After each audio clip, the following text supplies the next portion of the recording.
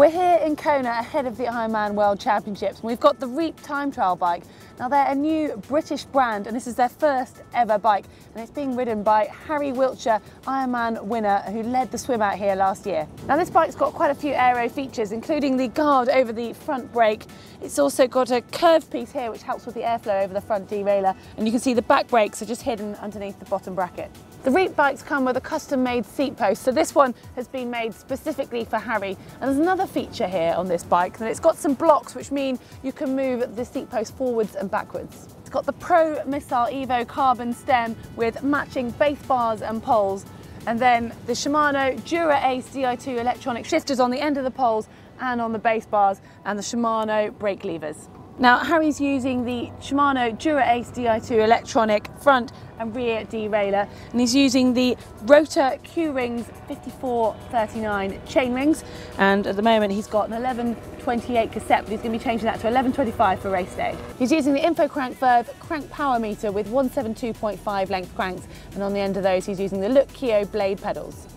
To reduce friction and improve efficiency on his drive chain, Harry is using the Tripeak Jetstream Oversized jockey wheels. Harry's using the Zipp 404 wheel on the front and the 808 on the back, and on race day he's going to be using the Continental Grand Prix 4000 25mm tyres. And at the front he's got the Garmin Edge 520 computer that's held on by the XLab mount.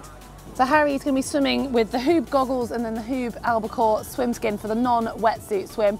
He's going to be using the Scott Cadence Plus Aero road helmet, and then he'll be running in the Skechers GoMeb Speed 4 trainers. So Harry has kindly just joined us. We've got a couple of questions that we want to ask. Now, Harry, can you just tell me a little bit about why you've chosen to use this helmet? I did a bit of aero testing with it on the velodrome with a guy called Dan Bingham, who does kind of the aero stuff, and we found it wasn't a huge loss over the kind of sperm-tailed helmet. I reckon it's kind of 3 or 4 watts for me in this position. So that trade-off 4 watts to not overheating, I think I'm in more trouble if I get too hot. So Harry, I see you've just got the 1 water bottle on at the moment. I presume for race day you're going to be at least doubling that. Where are you planning on taking your fluids? Yeah, so I've just been training with this, but I'm going to put 2 bottles behind the seat, and I've got a hydration system that goes in between the bars. Finally, what tyre pressure are you going to be running on race day? I think I'm going 100.